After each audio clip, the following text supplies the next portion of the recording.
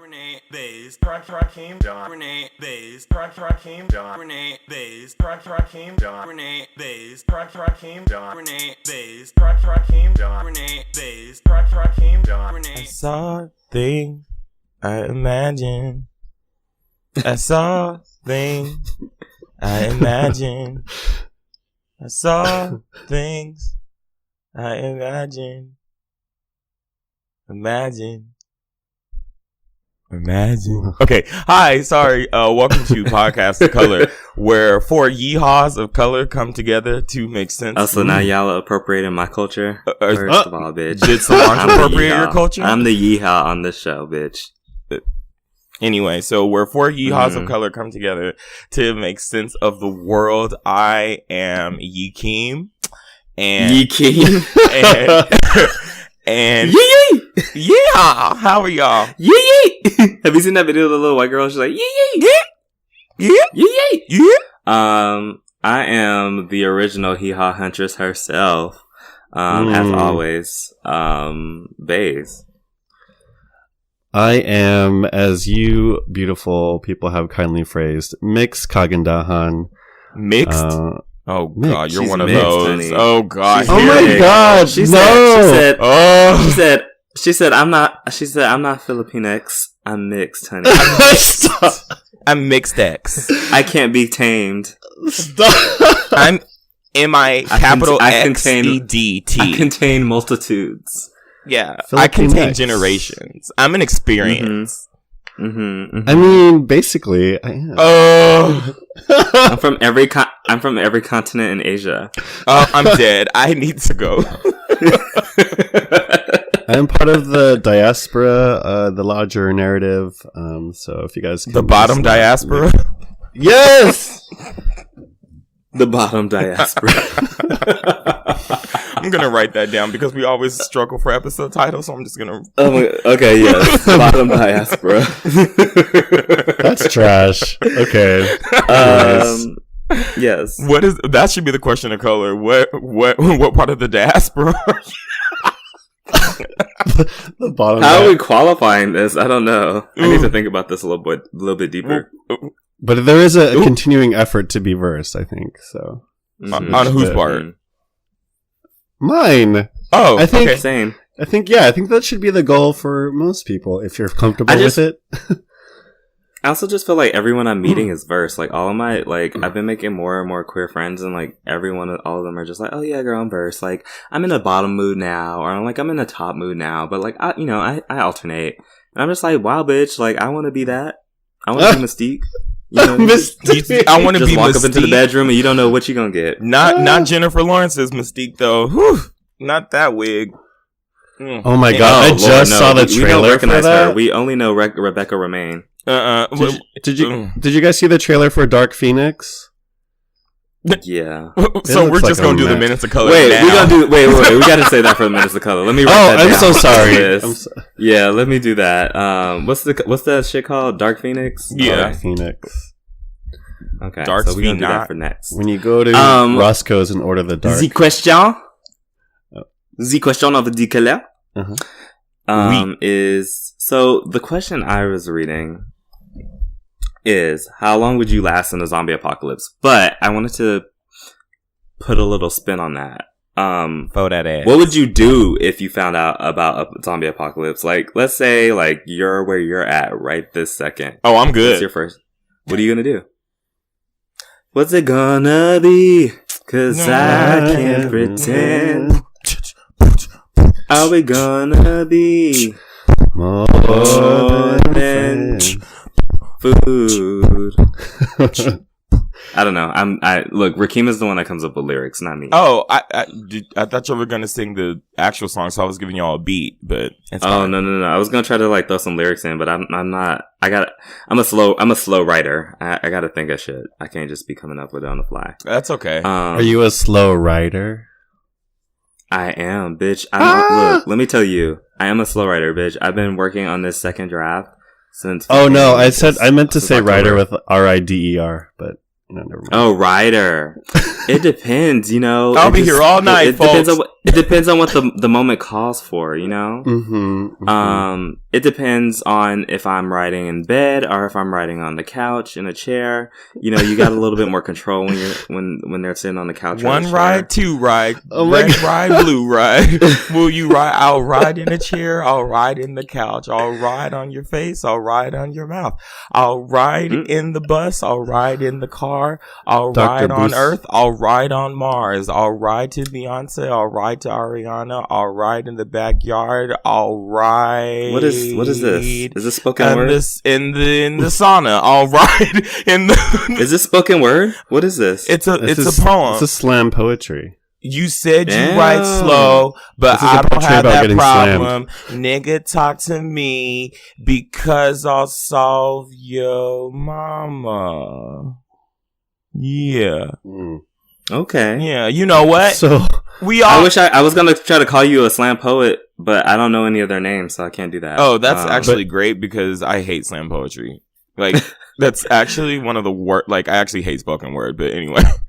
Okay, let's focus. If we are in a zombie apocalypse... Wait, John, were you going to ask a question? Oh, no. Okay. If we are in a zombie apocalypse, what y'all bitches doing? I'm ready. Okay. So actually, I have a various... So here's my thing.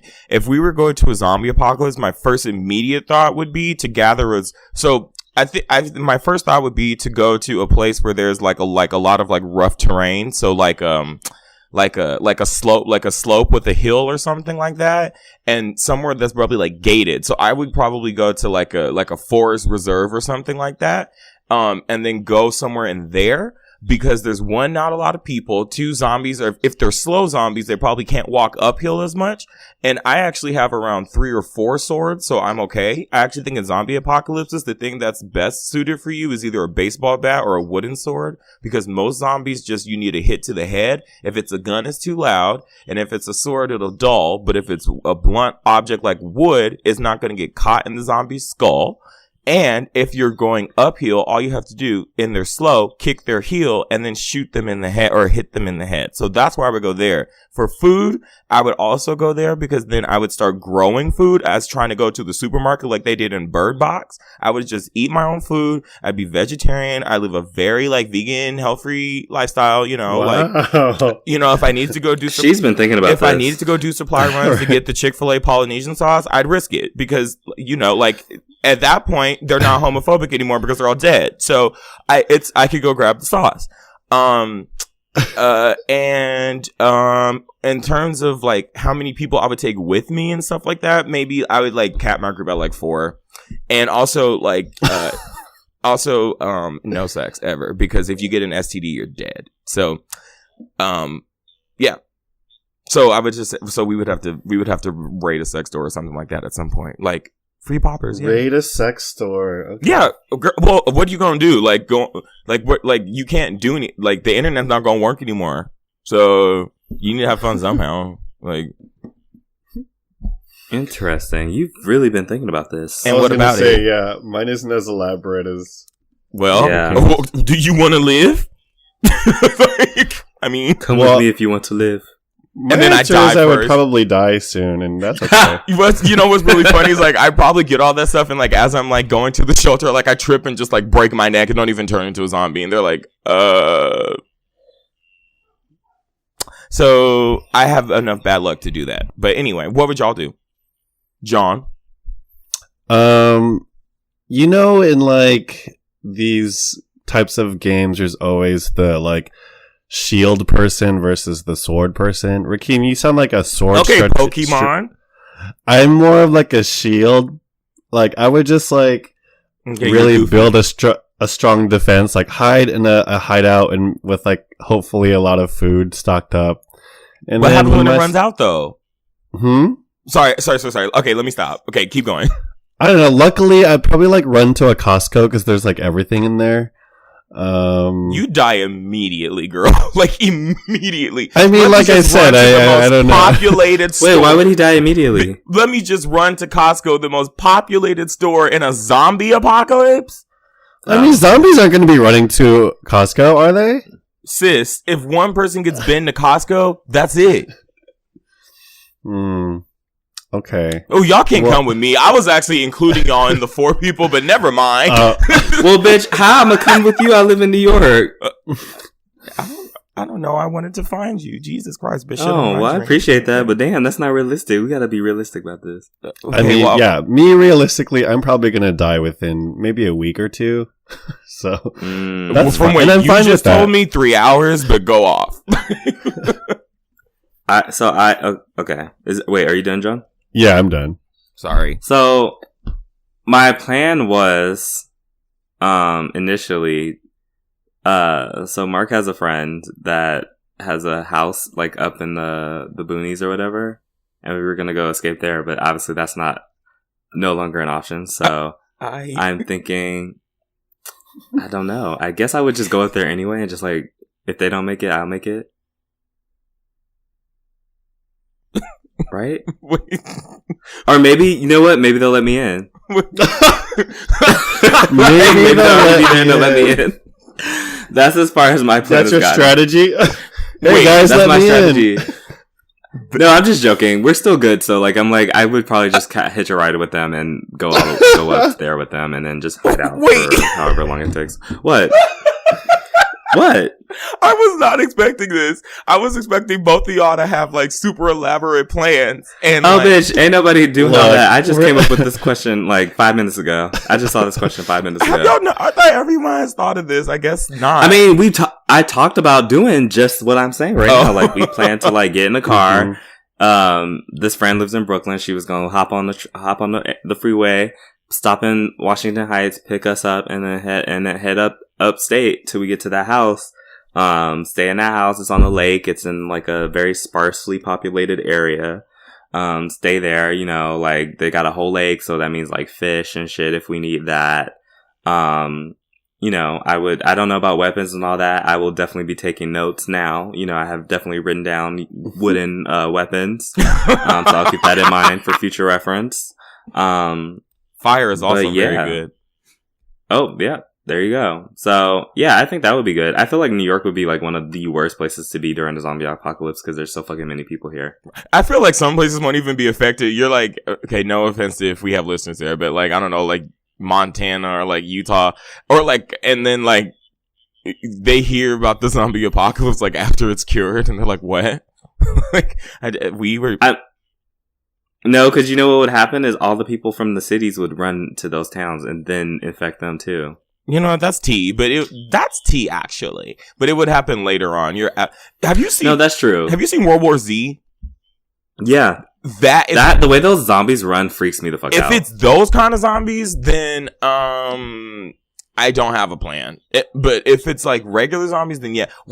Them running ass motherfuckers, those Naruto running ass zombies? No, thank you. Okay, thank you. How the zombies doing like jutsu and stuff? I'm like, what is going on? Like, no thanks. And then they pile on top of each other for the wall. If that's the kind of shit we dealing with. Nope. Like, when that scene with the zombie on the airplane and then he just chopped her arm, I said, I have to go. Like, if you have to chop my limb off, just shoot me in the head. I'm sorry. There's like, it's over at this point. Bitch, in a zombie apocalypse and I don't have an arm? For what? No, thank you. Like, y'all just gonna leave me so I can just get viciously beaten and eaten anyway, so I'd rather not, like. I might just kill myself, to be honest. That sounds really morbid. I mean, look, listen. I'd be having some dark thoughts anyway, and without a zombie apocalypse, so you had a zombie oh my apocalypse. God, That might just be it. This got dark really quick. Listen, it would take, what?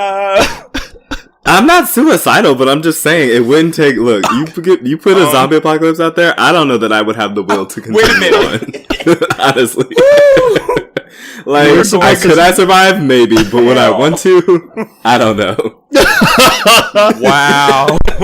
See, what you want to do isn't necessarily what you're gonna do.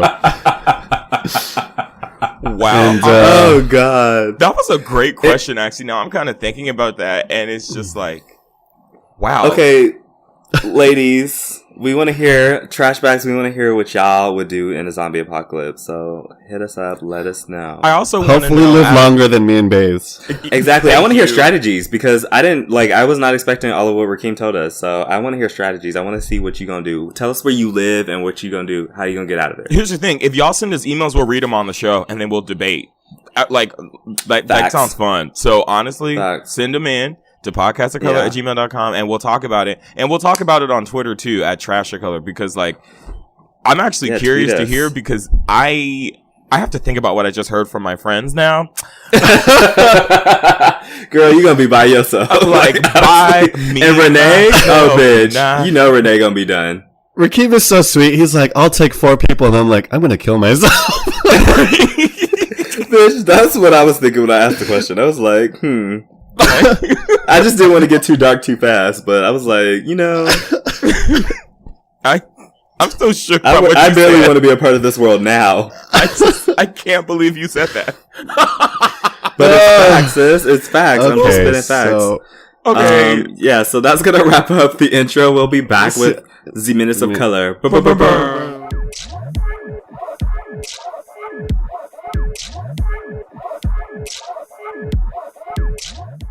Hello. It's me. Hello. We've survived the zombie apocalypse and we're back. Yes. I was going to try to say the rest of the lyrics, but my issue is that I don't retain lyrics at all, so I don't remember the rest of the words. No, hello, it's me. Yeah, no, I don't know. It's not coming back. Okay. Anyway, you know what that means? The song isn't memorable, which means it probably shouldn't have won Album of the Year. It should not have, but actually, Hello was a bop, and it was everywhere. But what about the rest of the album? Give her things, bitch. We don't have to drag Adele. We don't have to drag Adele to uplift Beyonce. Yeah, but I want to. Oh. Why, though? Even Adele was like, sis, I should not have won this. I know.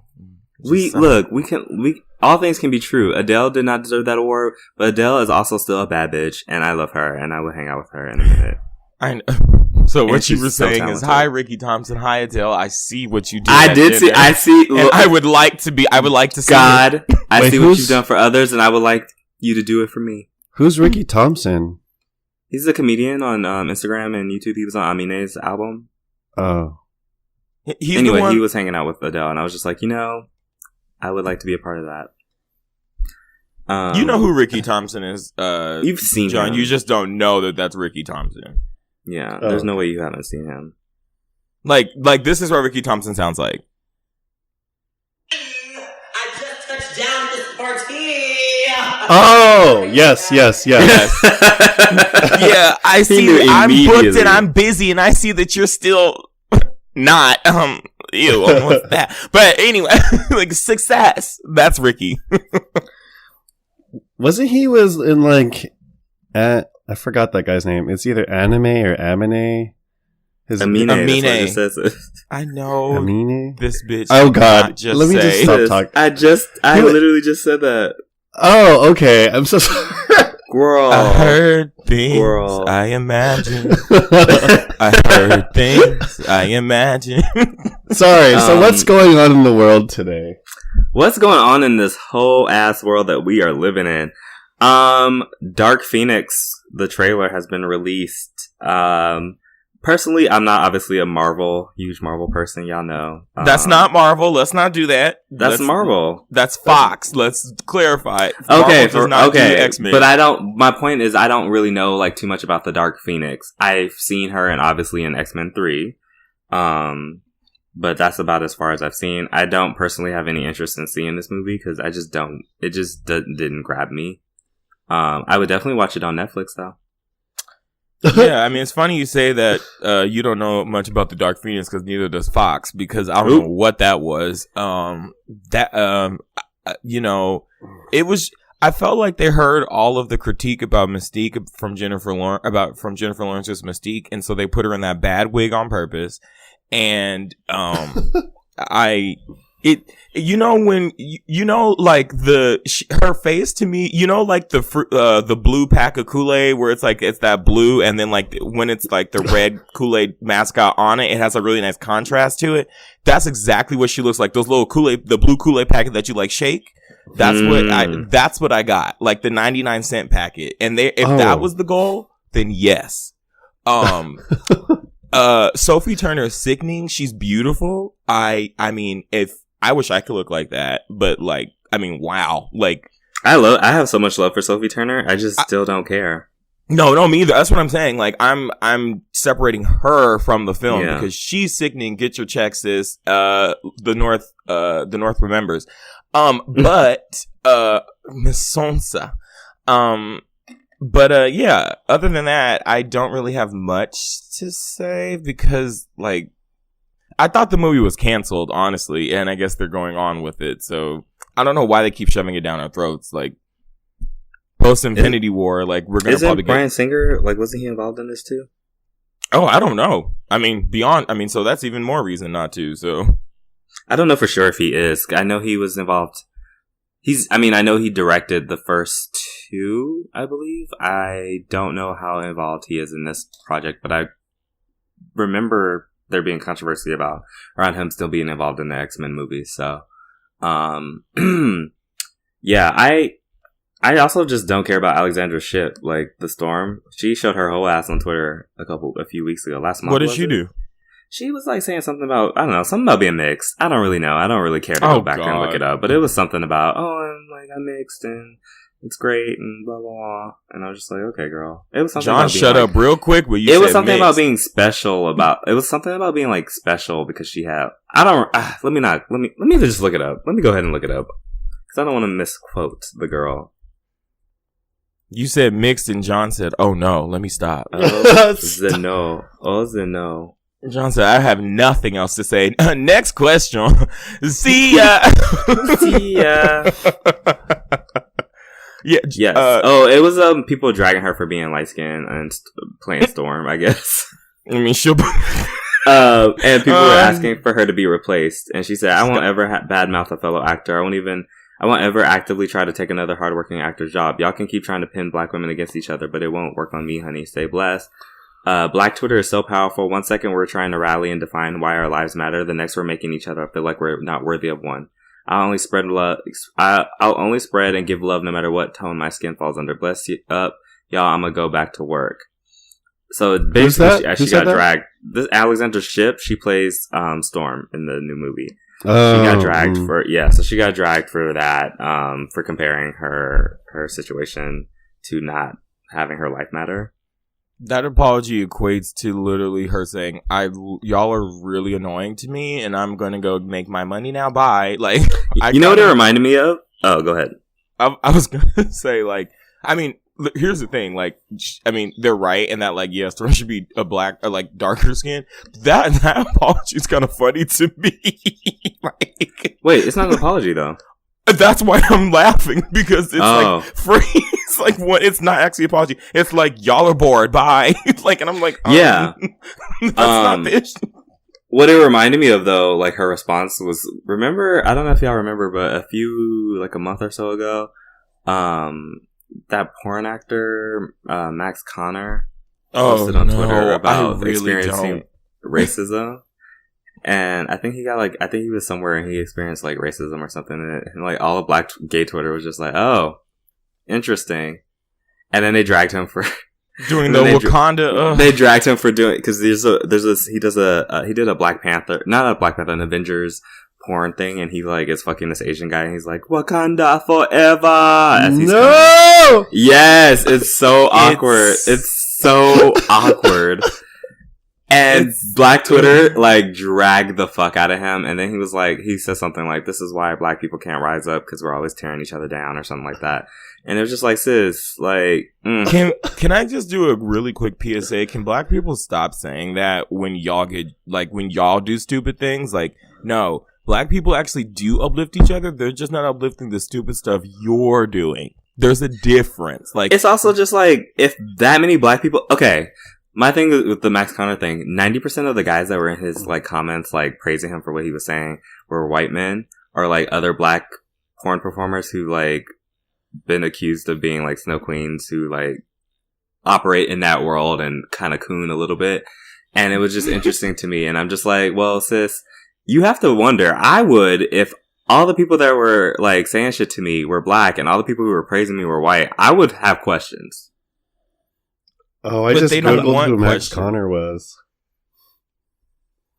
I would Honestly, have questions. that kind of surprises me a bit, John, that you have to Google that. Yeah, I expect you to know everybody porn related. Honestly, that's kind of, yeah, I thought that would be on brand for you, but okay, go off. No. Ooh. I recognize She's who slipping. he is. I just didn't know his name. Oh, She said, I know him. I just didn't know his name. got it. Do you know those gays that be like, ooh, I don't know porn stars' names? Like, okay, good for you, girl.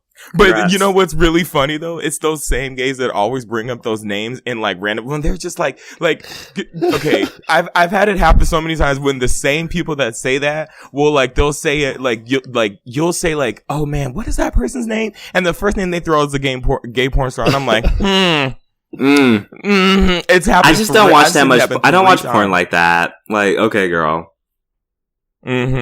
Like lies you tell, but go Why on. did you tell? You got a whole My Vista profile with your shit organized in different categories.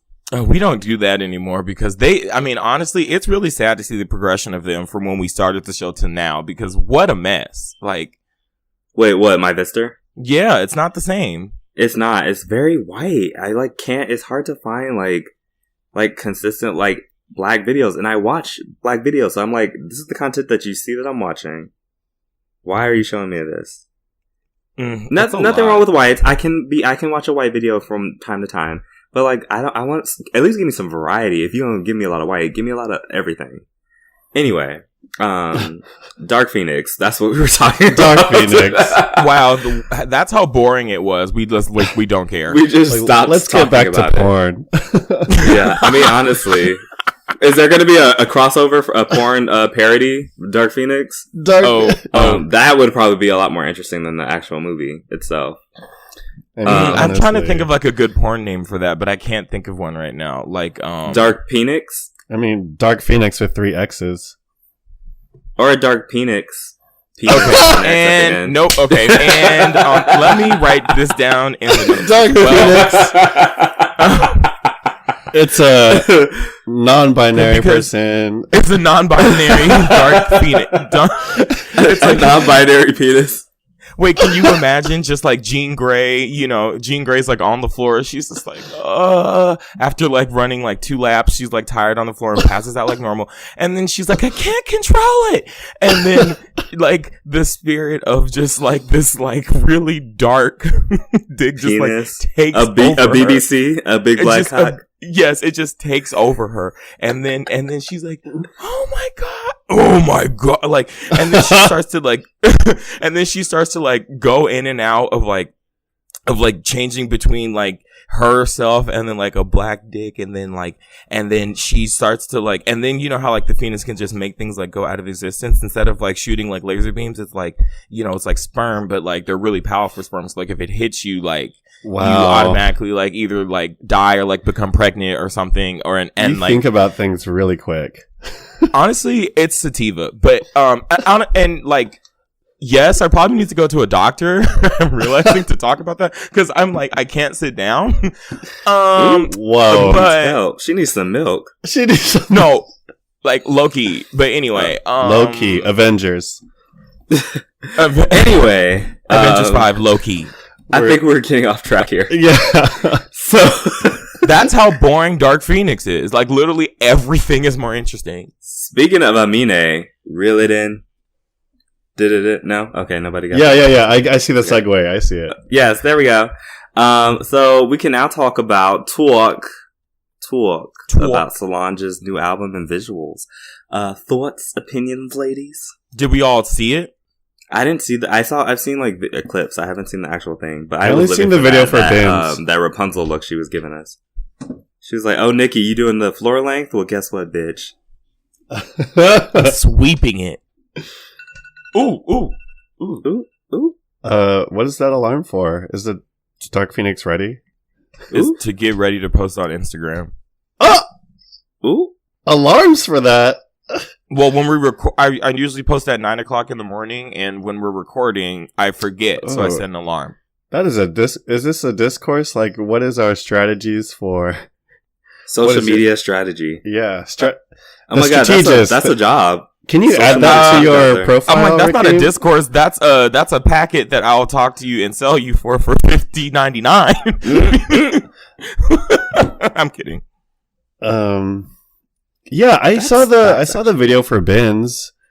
That was I just did like two like full listen throughs. I don't know what the word is. Honestly, John, I'm impressed. That's great. I was like excited I did too as well. So you what? I did too as well. I did it first when it first came out on Thursday night. I was like listening to it on my couch on my TV, and I was like, "Wow, this is so good." But Ben's so do y'all like it? Like, what do we want to talk about first? I'm mixed. Here we go. We get it. I'm mixed, actually. You're gonna get it tattooed on your hands. MIXK. Wait, I spelled mixed wrong. So I wanted more EP. I wanted some more Losing You, Dancing in the Parking Lot, and I did not get that at all. What? I said at all. At all. At all. That being said, I did enjoy the album.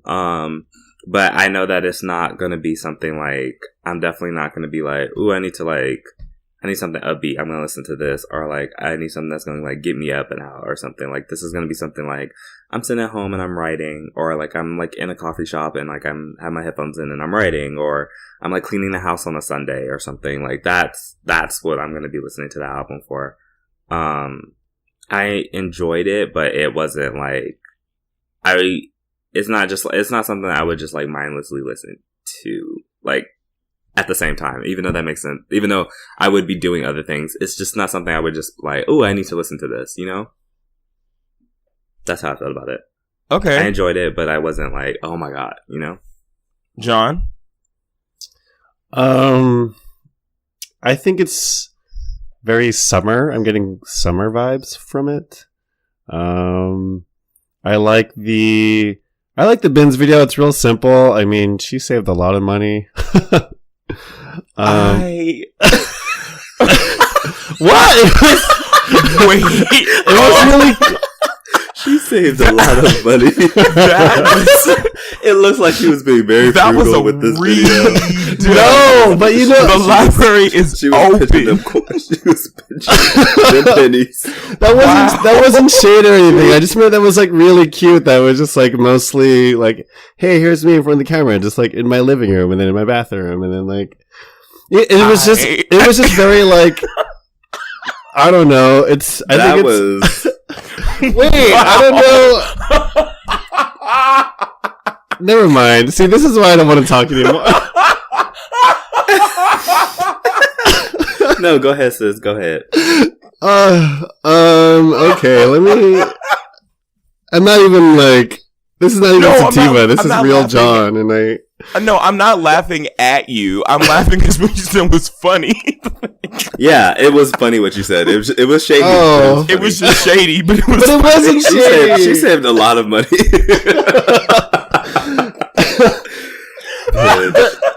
It kind of reminded me of like the 7-Eleven video, but just like with just her, you know?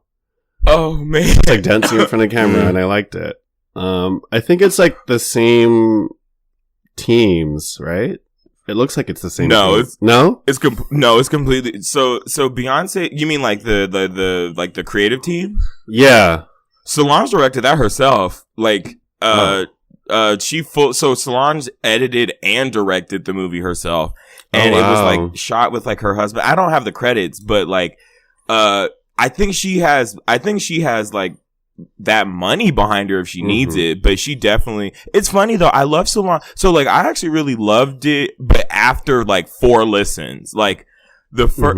Do you know who like Bass and John? You might know too actually. Like her name is like AJ on Twitter, and she like does like like media, like album reviews and stuff like that? No, I'm not familiar. Okay, I'll send you the video because it's hilarious. She's like doing an album review of like not a seat at the table. Father God, what is this called? On my way home. I'm already home. When I get home. Okay. Jesus. So anyway, so the album was really good, but like when I first listened to it, I just remember being like bored out of my mind. Like until maybe like Wait Till the Show came on, and then I was bored out of my mind again. But then like when I put it on speakers and I like sat down in my room with the lights off and I had like my pen there and I smoked a little bit, like it hit in a different way. So have you like listened to it like just sober? That's the only way I've listened to it. He's not like us, where we're just like having a pen in hand at all times. I need to be. Okay, John is dragging. What? I'm so sorry. Am I? That's not a drag. You said earlier sativa talking, so I'm on board with you on that. Okay, so anyways. Maybe I need to try it with weed, though. Maybe I need to get on that wave. Absolutely. Because maybe I have a different experience with it. It's great like that. And like, then after like a few listens and then I watched the movie, like actually I would even, if you haven't like listened to it, like I would actually just watch it first because it makes it a lot easier to get through. Like I'm realizing that like this album isn't going to be for everybody. And like, I actually don't even like some of the tracks just because I don't remember some of them. But the ones that I do remember, I really, really love. What's interesting with Solange albums though, is that like, I always do this thing where like, I feel weird listening to the songs out of order, like with her music. Like I've done this for like all of her albums. Like, but Bass, I agree with you though, in that I would have liked more of like Losing You or like Love Was in the Parking Lot or, like, or even if we got more, no, not Tony, but like just something that's more up tempo. Like, can I ask you guys a question? Mm-hmm. What did you think about her taking over Black Planet, and were you guys ever on Black Planet? I was born in 1992. I don't know what that is. I don't know what that is either. Oh my god. Okay, you guys. So I heard about it on the read. They were talking about it, but I don't know what that is. A long time ago, like a lot of us had different types of like social media websites. Like for the Black community, there was Black Planet. Asian people had Asian Avenue. Latinx people had Mi Gente. And like it was like, what? Mi Gente? That's the best name. Yeah, that's really okay. And there was like all these different websites. It was like pre MySpace and like almost around the same time as Friendster came out.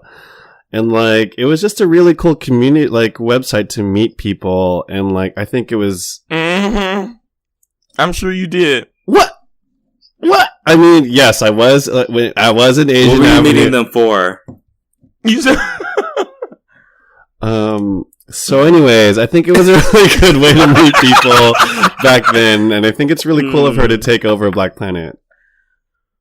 Is Black Planet for Black people? Was that what it was for, or was it just everybody? It was I wasn't on it because I think for me, I wouldn't be on Black Planet, but I know there's a lot of many niggers.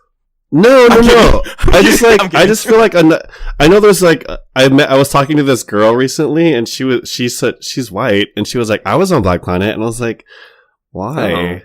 Well, and she was on BBC, of course. Exactly. And I was like, oh, I don't know how I feel about that. She's like, but I met my boyfriend on Black Planet, and I was like, oh, okay. But I don't know. So I would have said how many. For me, I can't answer that in general, but I stuck to Asian Avenue. So, but yeah. I don't know why that sounds like a real street. I stuck to Asian Avenue. I'm on Asian Avenue, yeah. Well, it's in really Silver Lake somewhere. I don't know why. But I get in my Uber and I'm just like, take me to Asian Avenue. Oh, God. I actually, you know what? Never mind, because wow. But no, at first, John, I thought you were gonna say like, I'll show you my profile, and I was gonna be like, no, but I mean, I thought it was a cool marketing tool. I think that's her core audience. I think people that would have had Black Planet, like, would listen to Solange now. So I thought it was like pretty spot on. I just think that like,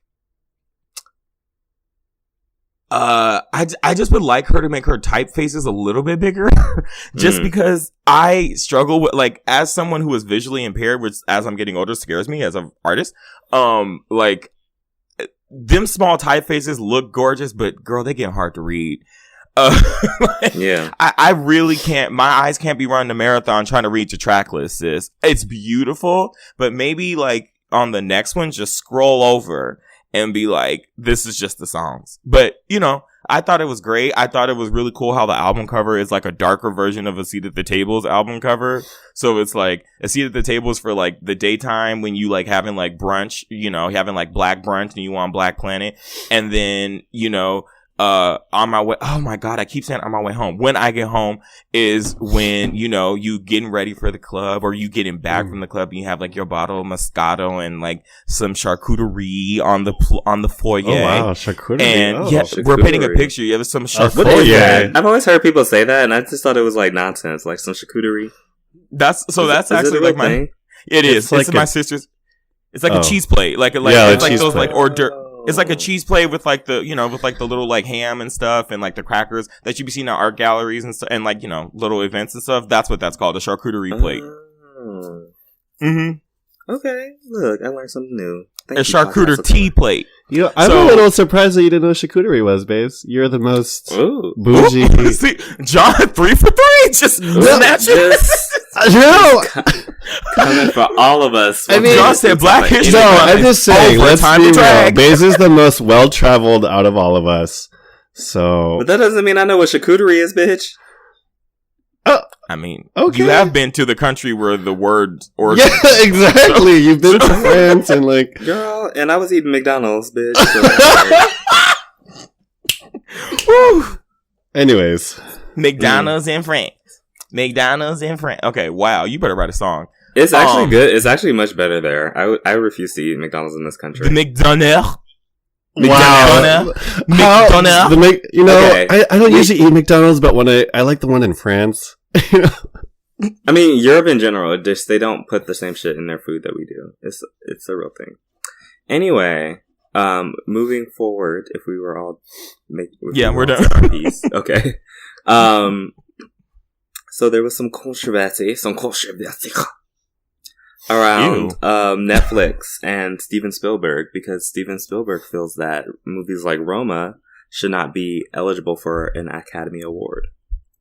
What? He feels like it being streamed, because it's streamed on like Netflix, it should be eligible for an Emmy but not for an Academy Award, and that it gives them an unfair advantage. A lot of people are very pressed. A lot of the bigwigs in the movie industry are pressed about Netflix being a part of the categories at the Oscars. But wasn't it in theaters first, and then it was on Netflix? It was, so it only spent 3 weeks in the movies. Apparently, I don't know if this is like a hard rule, but I think there's a rule of it having to be. There's like so many like little rules about what makes something eligible for an Oscar, but I think it has to be in the movies first. It has to be in theaters for so many months. And oh my god, I hate my neighbors so much. Like, Jesus Christ. Anyway, okay. Yes. That, what I was saying. So they have a lot of little rules, and I think, though technically it seems that Netflix hasn't really broken any of those rules as of yet, the Academy members are going to be meeting in April to like discuss this whole conversation. I don't know. I just thought it was like an interesting little tidbit. He's a hater. I think so too. I agree. I fully agree. I think he's mad because that Netflix and those kind of avenues are not like, he's one of the legacy. Like, he thinks that you need to. Like essentially he's saying you need to pull yourself up by your bootstraps, which is what Republicans and like rich white people tell people, which is when they feel threatened because what they set up isn't working. And well, I was gonna say that also one of the things that they're pressed about is the fact that a lot of these movies, like Green Book, was made on a $5 million budget. Roma was made on a $50 million budget. Oh, they're mad because they're not getting the same funding. Oh, well. Yeah, so they're pressed about that. They're pressed about they're pressed about like the amount of money that goes into the making of the film. Like they're like, you're saying that this movie is worthy of an Oscar, but I mean, you said that. Sorry, that's what you just said. Well, also to that though, maybe if you. And part of it is like because a lot of these films are like from people of color too, and Netflix is giving opportunities to them and like kind of leveling the playing field, and that's also part of what it is. So my response to what you just said of what Steven Spielberg is feeling to him is, well, maybe if you made better movies and made better ideas and weren't so mediocre, you wouldn't have that problem because at the end of the day, how long has the Academy been set up and white men had a system set up? So the first one was in 1929. So why haven't y'all since 1929 set up a system so that you can have a $50 million budget? Or is it maybe you're just making movies that aren't worth a $50 million budget and you're just mad because you're not getting the funding that other people are? So maybe how about you just step up? How about that? How about you stop being racist? The gag is the movie that he was backing, Green Book, won the Academy Award for Best Film. And so why are you mad? But I think he was just pressed because they even got that close. He didn't like that they even got that close. Well, he's also mad because he knows that people don't agree with at the end of the day, you can have the best picture thing and that works, but I also think that they care about what the public actually feels like is what the best picture is. And nobody's sitting here like, yes, Green Book. Like, no one cares. So, like, I mean, I'm sure that interview and all that stuff was, oh, wait, no, it wasn't done after the Oscars because he's talking about the Oscars. Yeah. Well, or before the Oscars, sorry. Yeah. Well, I was also going to say they're like upset also because of like the box office numbers not being announced or whatever, which I thought was funny because I was just like, isn't the Oscars supposed to not be about popularity or numbers? Isn't it supposed to be about the quality of the film? Yeah. I mean, this is what the Grammys do. I mean, they just try to find ways to shut people out that have opportunities, and that's really all it is. It's sad. Yeah, well, whatever. What should we talk about? Okay, I'm gonna just touch on this really quickly because I think I'm the only one that's actually seen this. I started watching Leaving Neverland last night. It's the documentary on the Michael Jackson's accusers. So it's two men, and they talk about like how they met and how their relationship developed with him. So far, it's 2-part, and the first part is 2 hours, so I'm like an hour into that. It's beautifully shot, like the oh my god, why did I say the cinematography? I'm so used to saying that. The cinematography right? is actually like, the cinematography is like breathtaking. It's shot in like such a cinematic way, like it looks like a movie. That being said, it's also horrifying because I think my understanding, I don't think I ever really like did a lot of research. I've never been like, I've always known about Michael Jackson. I've always liked his music, but I've never been like a Michael Jackson fan. You know what I mean? Like, I like his music. So I never really like did any digging into like the accusations against him, but I think I did just accept, that they were false because that was all like I heard was like, and all I had read was that like these kids had admitted that their parents had like forced them to lie or something to that effect. And I think I just kind of accepted that. But I'm watching this thing and it's like making me rethink everything. I mean, I don't know. Yeah. I mean, I also like I don't know. Like maybe they are just trying to get a bug. I don't know. But they have like everything looks so damning. Just like as they're talking as these men are telling their stories, like there's so much footage to accompany what they're saying and like audio recordings to accompany what they're saying, that it's like maybe he was just this big old kid who was just too comfortable with being around children. But like if what they're saying is true, it's not hard to believe when you're watching this documentary. There's like so much just. It's a documentary, so you're getting a lot of like of actual footage of these boys being with Michael. Mostly there's 2 boys, 2 men, mostly the one that's American. One's American and one's Australian. So the American one, I just got to the Australian one's part, but the American one, like you see a lot of footage with him and Michael as when he was a kid, and I'm just like, ugh, I don't know. I don't know. it's not looking good. I know that I read that the Jackson family is very upset about it. Obviously, yeah. So. Oh, yikes! Yeah, I don't think I'm gonna be watching that. I'll wait till you finish it, and then maybe. Yeah.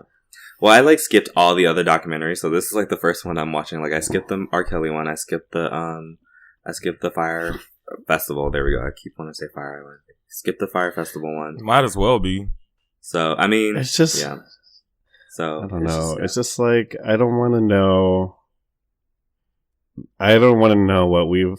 Never mind. I don't know how to phrase that.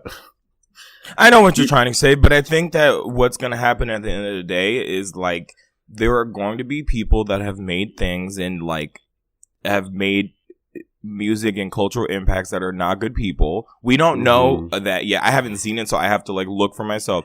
But like if that's the case, then that just means we have to sit and really think about what that means. Like, you know, and it's like your rent. I mean, you're not going to like lose your job or whatever by like, you know, realizing that fact. And you can, I mean, honestly, like you can sit there and it's, I think it's okay to be like, I need time to sit and process this. Like, cause sometimes like those people are your idols. Like that it's sometimes they're like a death. So like you really like, it's okay to sit there. Like, I think people feel like you have to be like, okay, well, this person's automatically over, they're canceled, done, 100% automatically. But everybody wants to react to everything. You want to like, it's not, you don't have to be like that. Like, you can like take your time and be like, okay, and realize that this is a horrible thing that happened. Like, if someone you know does something terrible to someone else you know, or someone does something terrible to you, do you actually just cut them off immediately in real life? No. If you care about the relationship, you talk about it. So, and you process. So you're allowed to do that. Don't let the internet tell you otherwise. Like, so. But yeah, I mean, I will say don't ignore it because like don't ignore it. Don't ignore something because you don't like it, you know. But like that's true. You know, but take the time to process it and handle it how you know how you need to accordingly. I also think it's different. Oh, go ahead. Oh no, I was just gonna say I'm just curious to know what the purpose of these films are. Sometimes, like, I feel they're like almost like part of cancel culture. Where they're like, hey, your fave is not great. Like, here's the reasons why. I think this is obviously different than the R. Kelly situation because Michael Jackson is dead and he can't be touched anymore. But I think that the value in this is that people get to have their voices heard. I don't think it's a... I think that, like, that's a slippery slope that people, like, use when they admire the person that's being accused. But like, I feel like as much as this person had the right to their narrative, and Michael Jackson's narrative was, you know, that he was this big famous artist, and a lot of people still believed he was a pedophile when he died, but a lot of people didn't, and a lot of people looked down on these men and their families, and were shitty to them about this whole experience. And so if he did do this to them, I think they're just as entitled to have their voices heard and be in charge of their own narrative. Yeah, I agree. Yeah, and also too, true. like, no, I actually no, right. Yeah, I fully agree. I think you're right. Yeah. Okay. So I'll leave I have some Drag Race stuff, but I'm gonna just do the Terry Crews thing really quickly. Not yes. you. I know. Not you.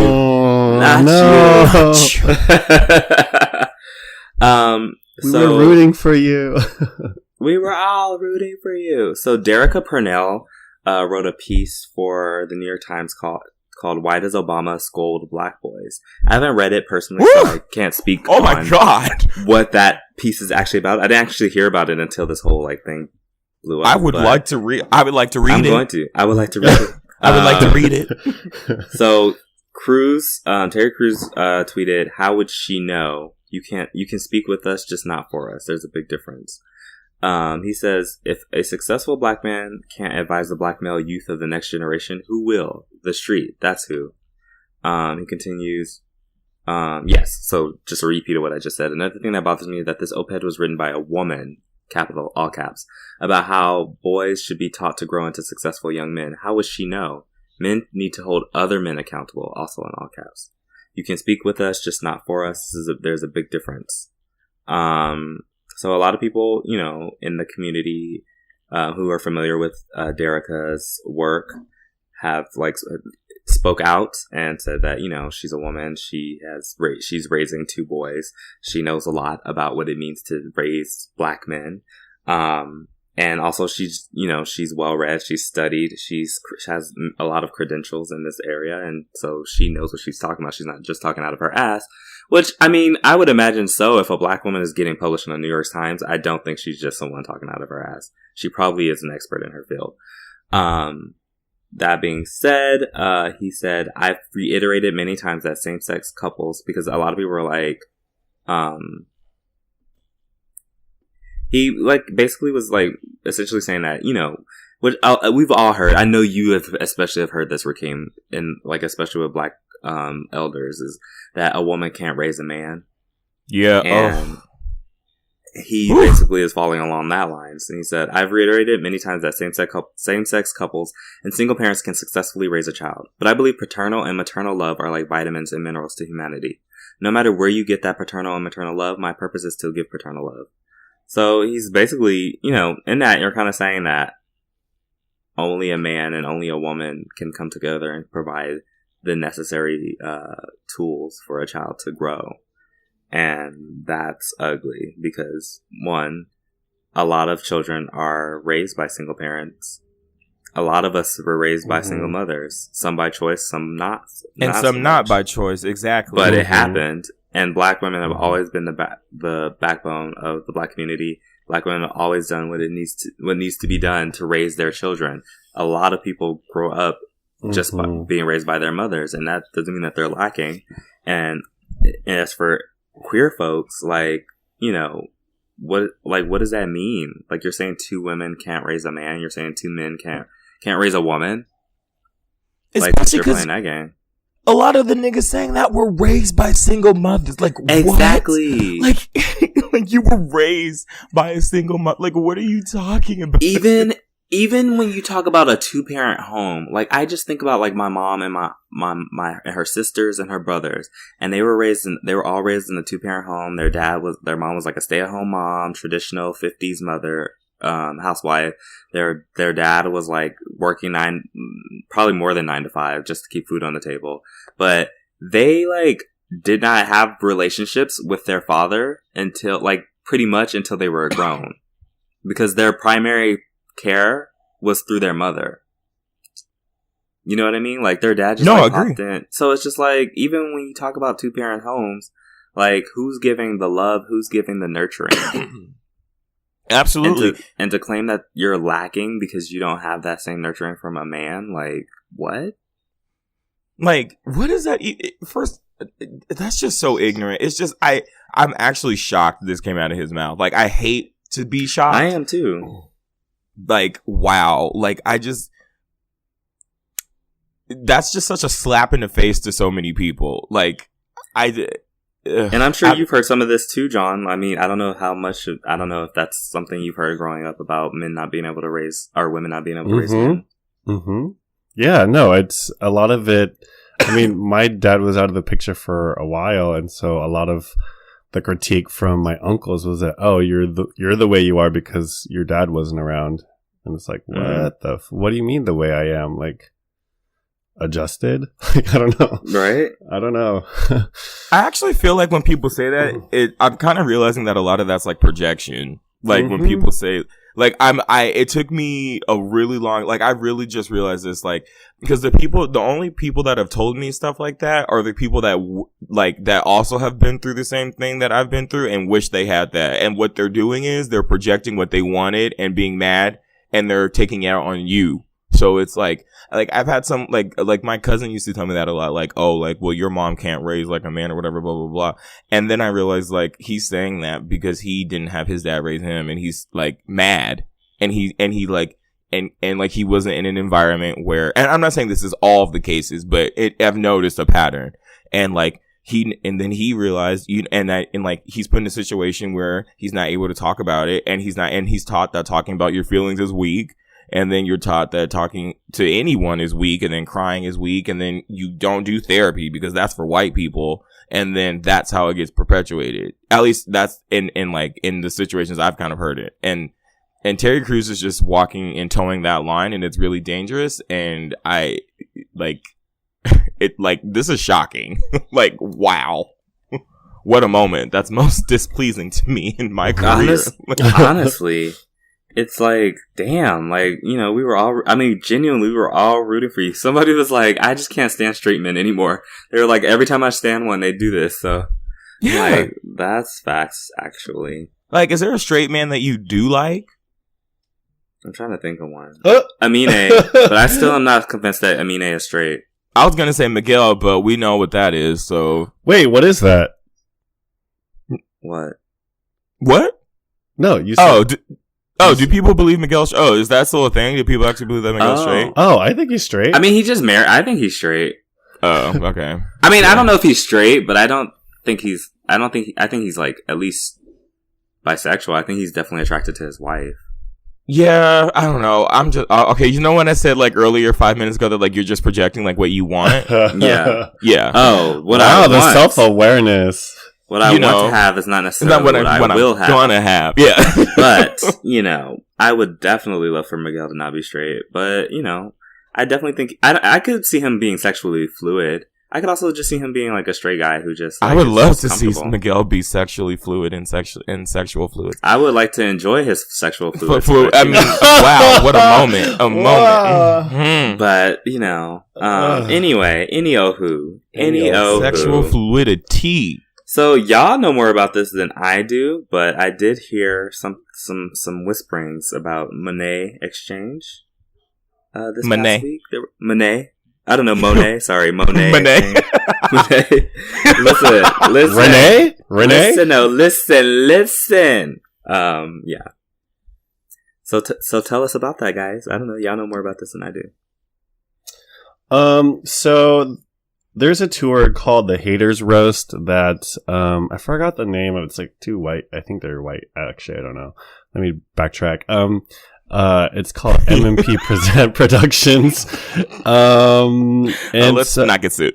Sorry, what? I said, you were like, let's not get sued. Yeah, let me take that back. But there's like, you know, Drag Race is this crazy phenomenon where like they have their own production company, World of Wonder, but then the drag queens, I think, have liberty to sign on with other production companies. And one of them is MNP Presents, which is like a group that tours specifically queens who are from the show. And so the Haters Roast is where they basically get queens from the show, different queens from different seasons, and like just basically rag on each other, and there's like performances and stuff. And Monet Exchange was supposed to be on tour with the Haters Roast, but she got a call from Madonna's team to be in her new music video. And so Monet was like, well, this is a career move, right? Like, do I go on tour or do I cancel the tour to be in Madonna's music video? And ultimately she chose the video. And, duh. Well, see, that's the thing though. A lot of people are critiquing her because it's very unprofessional because she already signed. It's Madonna. It's fucking Madonna, bitch. If Madonna, I don't even like Madonna's old racist ass. I would do Madonna it. hires me, bitch. Madonna called her 2-week notice. And I'd be like, you want me to do it too? 2-week notice? I don't know her. I don't know that. What is that? That is the other critique, is that the other queens are backing her up, saying, look, if that's exactly what they said. They said, if Madonna calls you, you show up. And, like, this little Haters Roast is gonna have to wait. Which is like, I don't know. I see the side from the production company, because yeah, like, it sucks that we had signed you on to be on tour, and like, you're really funny, and you just won All Stars 4 with Trinity. So, yeah, so Madonna called me, and I'm like, to go. But basically, yeah.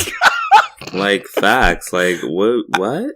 Since I could be on live television, like I could be on Who Wants to Be a Millionaire in the middle of my phone a friend, and if they like Madonna's on the other line, I will rip off my mic and go. Are you kidding? Oh my god, that's Madonna. I mean, facts. Like a Madonna check, she could probably buy the rest of the tour. Like, are you kidding? Like, please. Like, what did you think? I don't understand. Did you really think somebody was gonna like stay on your little ass tour? Over Madonna? And then they turned off the comments on the post because they were getting roasted. And then the next thing that they posted on their Instagram, all the comments were, what did you think? It's Madonna. Yeah.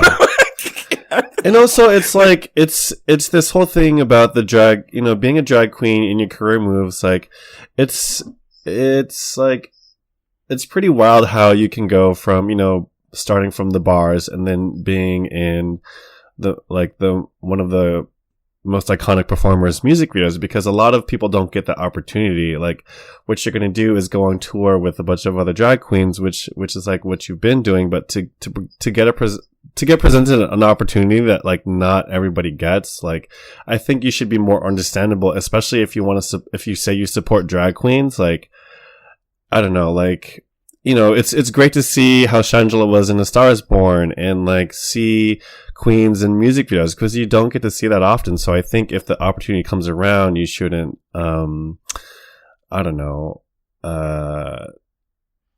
like reprimand them for it. I mean, I understand that you signed a contract, but I also feel like you should have been more supportive. And yeah, they knew they were in the wrong, which is why they turned off their comments, I think. It would have been, imagine what their PR would have been like if they would have said, oh, like, we're like, Monet got booked or whatever, we're gonna remove her to the next day, and then she could have blasted your show and then you could have been, oh, the show that Monet didn't go to for Madonna. Like, that's a marketing angle or something. Mm-hmm. Like, I don't know, like, you could have turned that into some money, and now you look goofy. But it's just like, I mean, and now you burned a bridge too. Yeah, like, cause like she not you burned the current All Stars winner. Yeah, like, what? That's not smart. And also, the other drag queen's gonna be looking at you like, I mean, the ones that can afford to snub you also will be looking at you like that. Do they realize that, like, to a lot of these queens, like, Madonna is literally like God? So it's just like, let me tell you something. If Beyonce ever called me, I don't care what we are doing, I am going. Like, I don't care if I have to go there and there won't be an episode. Look, if Beyonce said, look, I'm gonna have you just do a 5-minute photo shoot with me, but you can never do Podcast of Color again. Bye. No, facts. Yeah, exactly. If Beyonce called you right now, bitch, I'm your assistant. I'm flying over now. Yeah, you can go. Our archive is on iTunes. You can go to Soundcloud. It's great. We love y'all. There's also on YouTube. We're not doing it. Like, what do you mean? Like, that was so dumb. Like, clearly you've never had an idol in your life. So my question is, there was some added shit with, who's the other one there? What's her name? Tuck? Trinity the Tuck Taylor. Yes. So she was posting stuff on her on Twitter, but I didn't really understand it. Did you see that? Oh, I didn't see. I don't even know.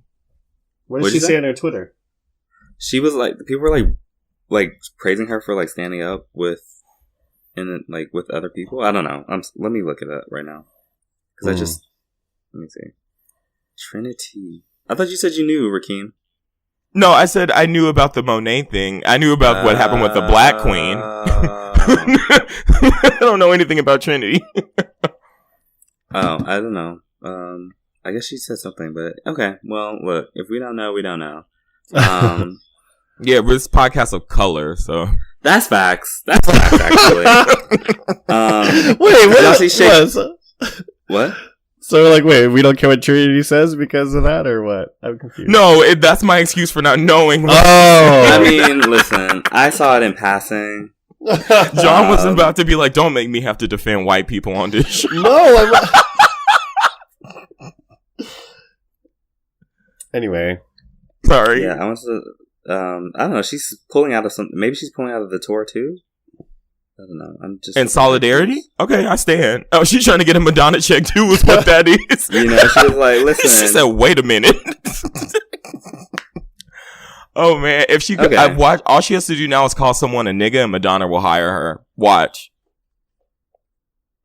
I don't know what this is. It's okay. I don't care. We're gonna just keep moving. Yes. Things. Anything else, y'all? Oh. Did y'all see Khloe getting dragged on Twitter? Khloe Kardashian. Wow, what a moment! Imagine getting cheated on and getting dragged. The gag of all gags was that her, Kim, and their black friend, the twin. Oh, Malika. We're all on Twitter showing their entire asses trying to come for this girl for sleeping with somebody's husband or boyfriend or whatever he is, and literally all of you have gotten your men from someone else. Ooh. That was the truest gag of all. Like, Chloe, you literally was hooking up with French Montana while he was with Trina. Trina! Kim was messing with Kanye when he was still with Amber. Sorry. No, but like Kim was still messing with Kanye when he was with Amber.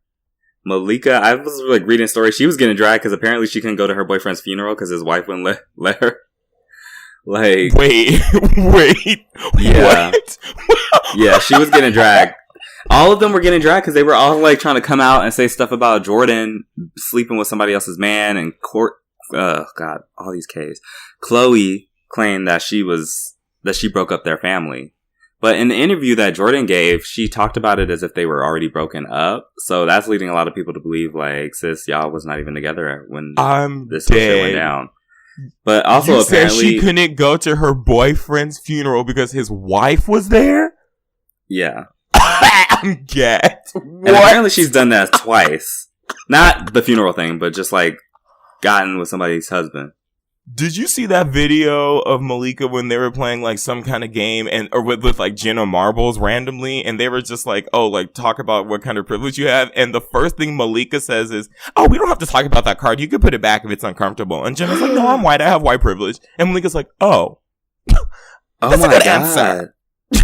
Ew. Wait, did you guys see how Jordan was getting that interview from what's her name? Jada Pinkett Smith? Yeah. And she was like, well, I wasn't sitting on his lap, my legs were over his legs. Or something. And I was like, girl, that's like that's not cute either. That's not like that doesn't make it any better. Like we were watching Netflix and my legs were over his legs, but I wasn't on his lap. And I was like, okay. I'm not finna go over Rakeem's house and put my legs on his boyfriend's lap. You sure aren't. It's just not gonna happen. It sure won't. Okay, bitch, yes. Yes. What you trying to fight me for? We agree. We in agreement. Oh. You're right. Like, that's not cute. But also, I think people need to remember this girl is only like 21. And since we're infantilizing grown-ass white people, I think we can keep in mind that your brain isn't fully developed until you're 24. So, I'm just gonna how are you guys blasting break up with your boyfriend on board, but then hate this girl? It makes, like, this is literally what the song's about. And yet... Well, but they might not have even been together anymore. Because if you go... this article I'm reading on BuzzFeed is like going through their social media, and they've only posted each other once since he got caught with that other girl. Tristan Thompson got caught with that other girl. So I didn't even know he cheated before. Of course he did. He he did. There was like a whole thing because he was like cheating openly. Like, that man does not give a fuck. He doesn't care. He wasn't in an open relationship. He was simply cheating openly. He simply does not care and has not for a long time. But I don't even think Chloe cares that much either. She got her mixed baby, so I'm sure she's happy. Even though she be lightening her skin and photoshopping her on her Instagram page. Yeah, I don't know. This whole thing was weird, but I was happy when I watched the interview, or when I read excerpts from the interview, because I was just like, good. I really wanted better for Jordan. I don't know anything about Jordan other than she's a cute black girl that hangs out with Kylie Jenner. But I just wanted her to want more for herself. I just didn't think that Tristan Thompson was that person. Apparently he also kissed her while she was drunk, which isn't cute either. But yeah, I don't know. They made it sound like they fucked, and when that's what I thought. I was like, y'all did all this because of a peck on the. If y'all don't, it's all orchestrated for drama and seasons and a TV show. So exactly. Kris Jenner is somewhere paid and laughing. That's she's all just I know. Exactly. That's really. But it was funny because somebody called the Smiths the Olivia Popes because Chloe and Kent, all of them were acting out on Twitter the other day and coming for Jordan, and Black Twitter was like, nah, and they handled them. The next day, Chloe was like, you know what? Nobody ruined my relationship but Tristan. It was his responsibility. Like, completely changed their tune up. So, I don't know. Somewhere Olivia Pope's walking in that white coat, flips her phone and goes, it's handled. Bitch. Anyway, that's gonna be it for Minutes of Color. We're gonna be back with The Dix Kios.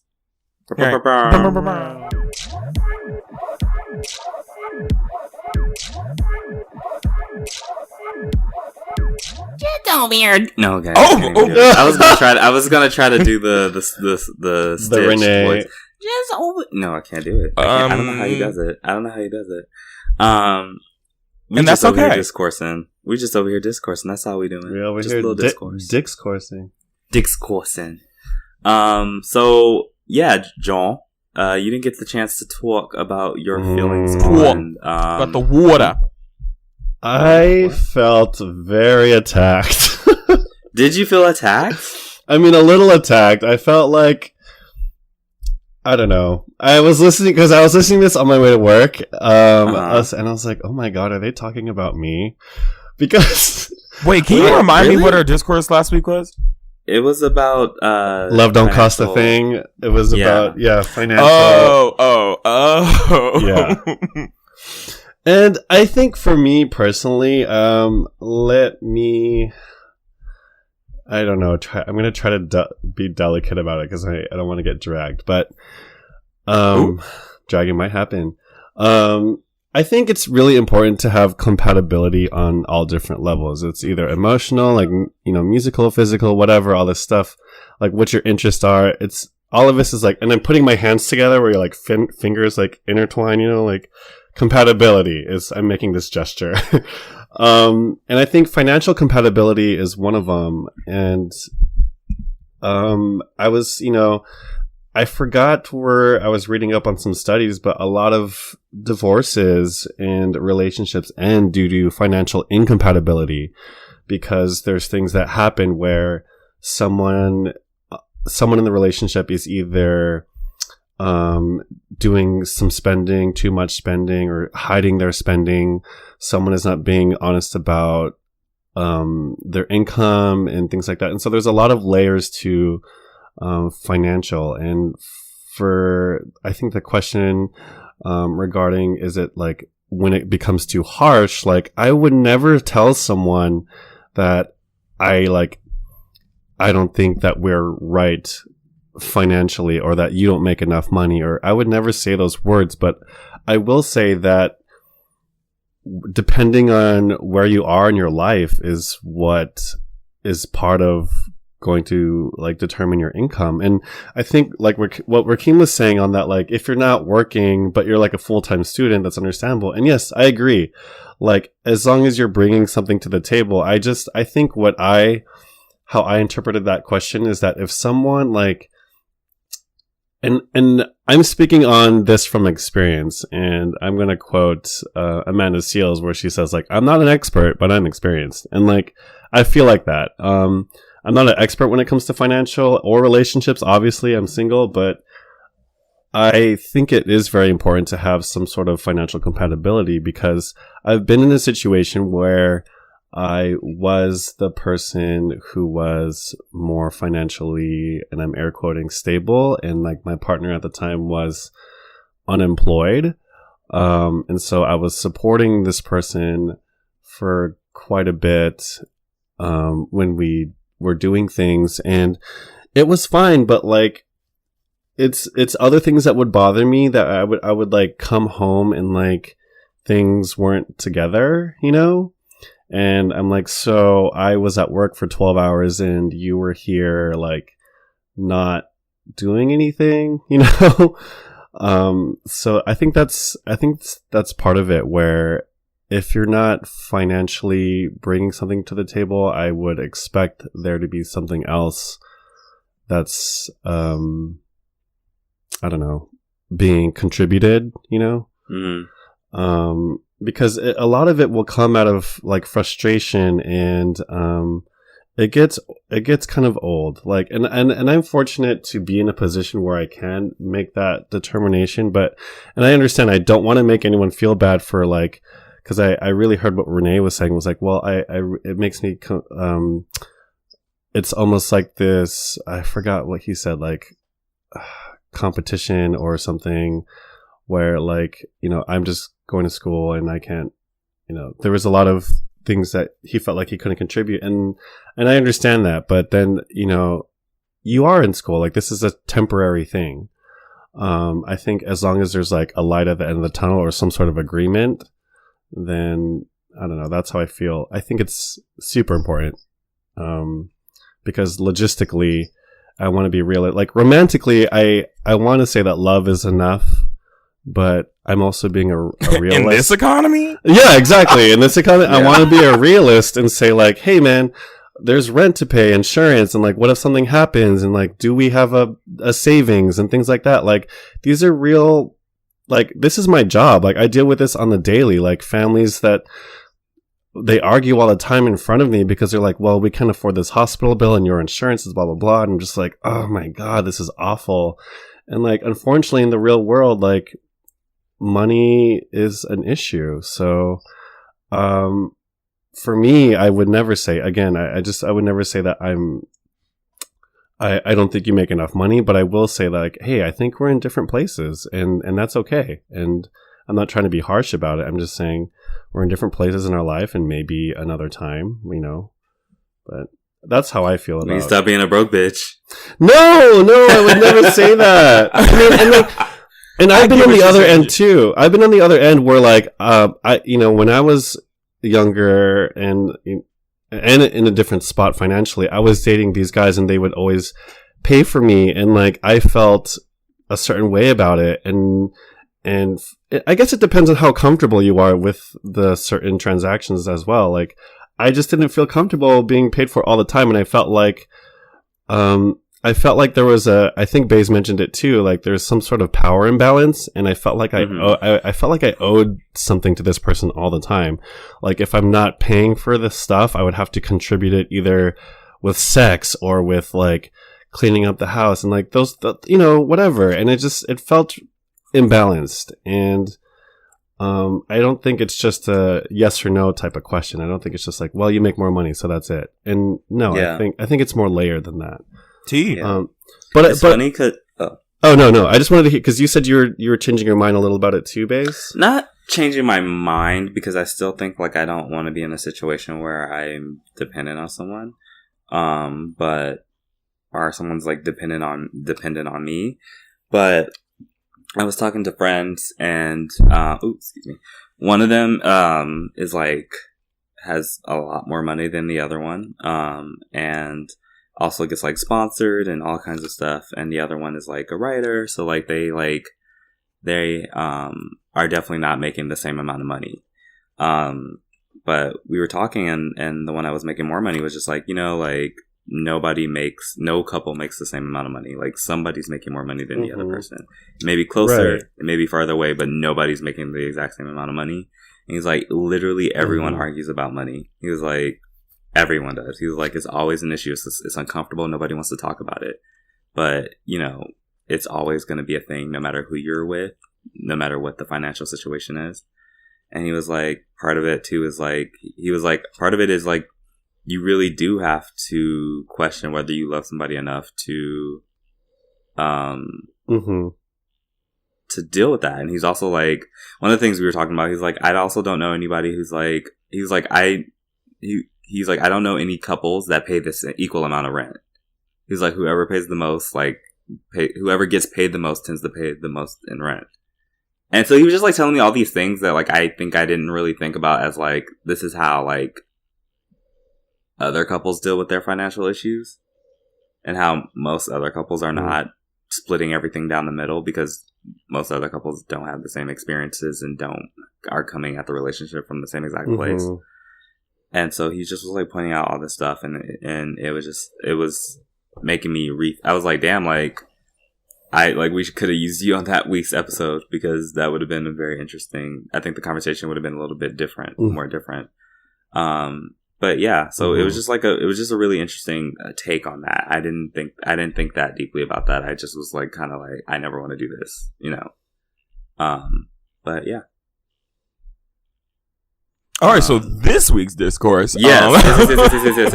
So this week's discourse, we're talking related. We're talking about breakups.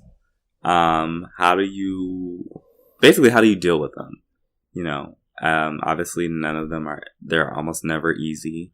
How how did you get over your previous relationships, and like what kind of tools or coping mechanisms were you using to get through that time?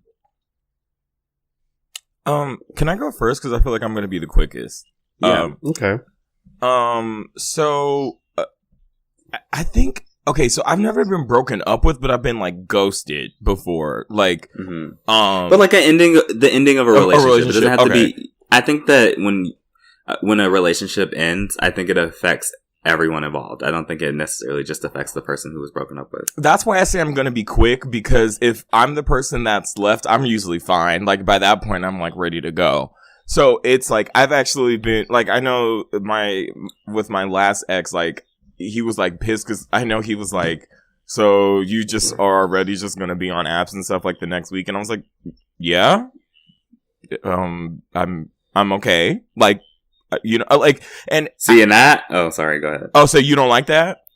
No, because I'm like, if you already have checked out of the relationship, then I'm just like, why were you in it? Like, I would feel so. Oh yeah, well I would feel that would hurt me, because it would be like, well, so like then you should have broken up with me a long time ago. You just been wasting my time. That situation is very unique because I was invested in it into a very specific thing in which they talked to John and said something that was not. Yeah. Yeah. No. Sorry, yeah. I'm not coming for you. I'm just saying the general how I would feel about that. Oh yeah, but it's also like at that point, like if I'm breaking up, like.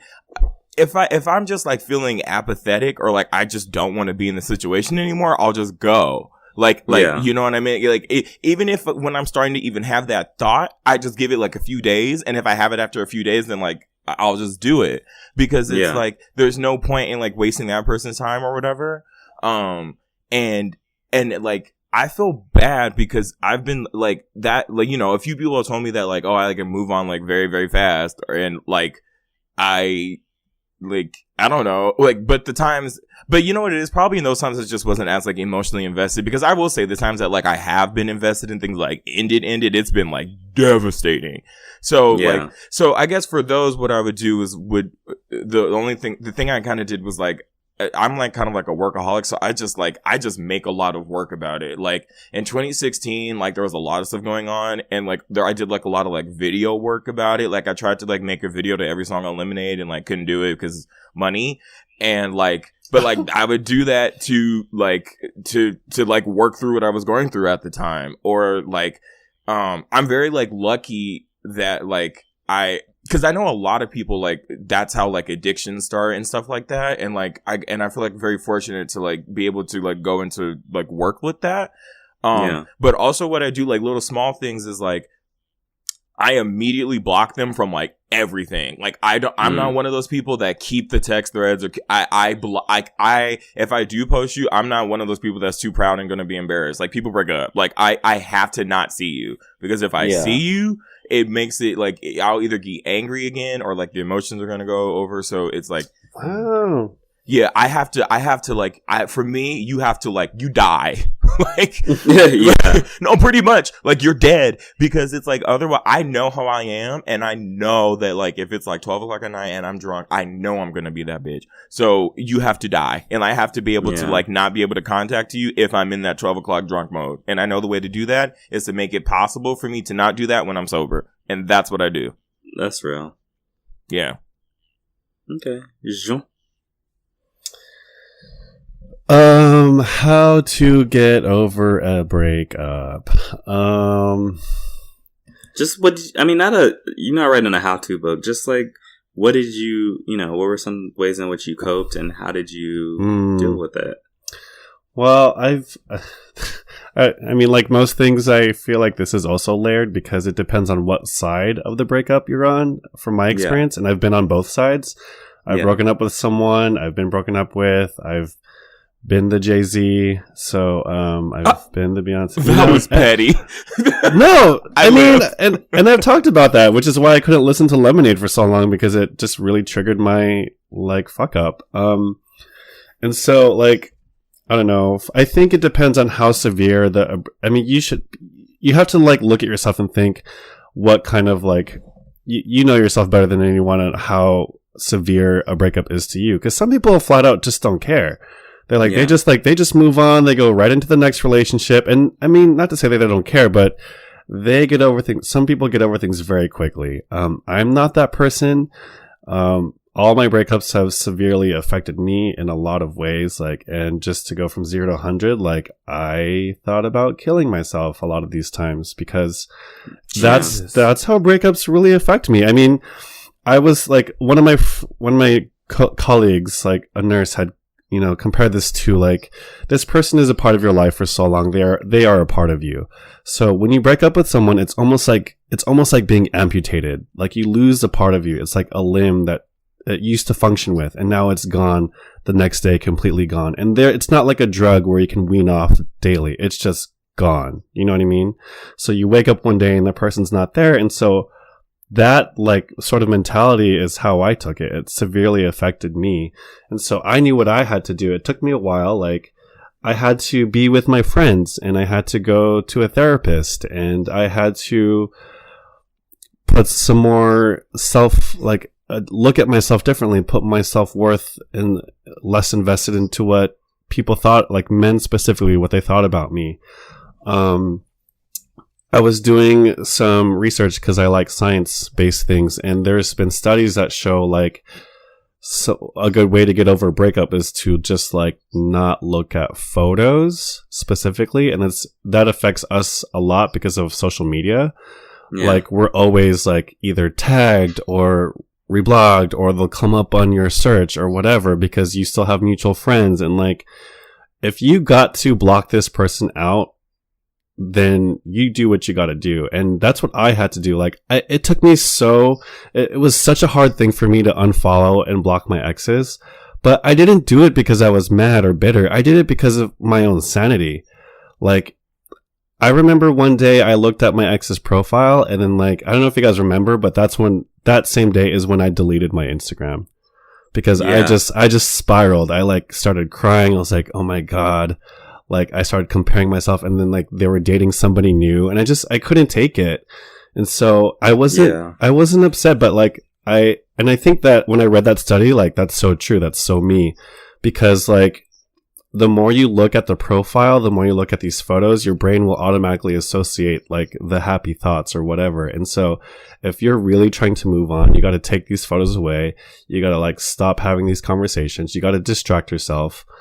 You got to do tasks that make you happy, like either go work out, clean up your room, change your sheets. Like, these things might seem really tiny, but it'll make you feel like you've completed something, because being in a breakup is like being out of control. Like, you feel so out of control.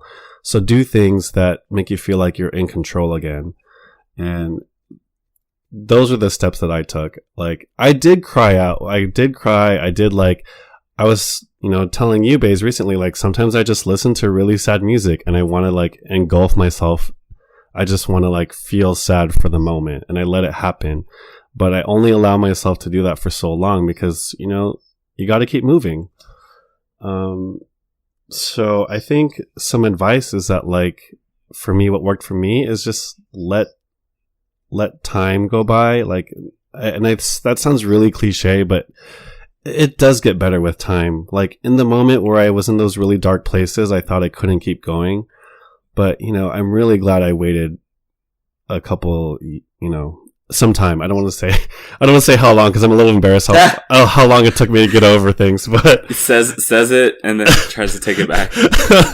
But yeah, like, time really does help, and being with friends and healthy distractions really help. If you want to do some self-destructive things, that's fine. Like, I've had some nights where I was like, you know what? I'm going to do a bunch of drugs and like have some sex and like have some like do whatever. But like, that's not sustainable, and yeah, you do what you got to do. But, eventually you're going to have to like get back on your feet. You're going to have to go to work, and the only person who answers for you is you. So you stop caring about the other person for a while because they're not going to be there for you anymore. And that's the hard truth.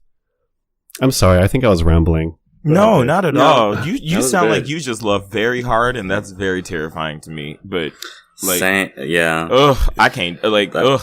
That was my thing. So I mean, I guess I'll get into how I'm dealing with it. So it will be 5 weeks tomorrow.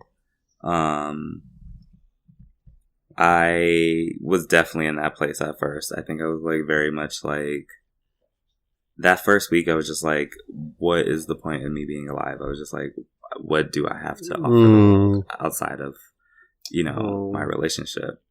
And I didn't feel, it's funny because it's made me so much more aware of my insecurities. And I like have always thought of myself as somebody who's like pretty self-aware, but there's nothing like worse and better than like finding out you've been lying to yourself. And so the breakup like really like brought all of that to the surface, and it made me realize how worthless I felt alone. And so I was like, well, like I live not too far from the George Washington Bridge. I was like, well, let me see if I could, just Base. No, but I mean, it was not anything like past, like it was a thought, and then I was just like, that's so inconvenient. I was like, I'm not gonna do that. Like, I was like, it's gonna be cold as shit, and then I'm gonna jump. What if I'm alive in the water, then I'm gonna have to drown, and it's gonna be cold. I was like, we ain't doing all that. I don't feel like that. Babe. But what? What? Girl. Okay. I'm sorry. I'm laughing because I've thought about these things too, and I don't know. I just felt worthless. Like, I just felt like I literally had no worth outside of my relationship. And so, and I was just like, I didn't feel capable of, like, doing anything on my, I was just like, how do I do anything now? You know what I mean? I was just like, how do I, like, achieve all of the goals that I've set for myself? It was one thing when I had someone, in my corner helping me out, but, like, now that I'm, like, truly on my own, I was like, I'm really now literally on my own in New York City now. And that scared the fuck out of me, because it was just like, I always talk to friends and people that are like talking about how hard it is to make it out here. And, it's scary. It's like really scary. And I'm like, do I even want to be out here anymore? Because I moved out here for my relationship, And so for me, the first 2 weeks was just me like, talking to my friends over and over and over and over and over again about the same exact shit over and over and over again to try to make sense of it all.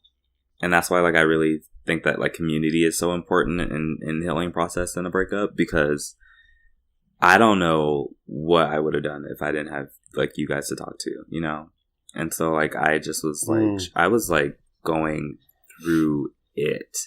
Never in my life, like, I've never felt this bad in my entire life. I can honestly say I've never felt worse in my life.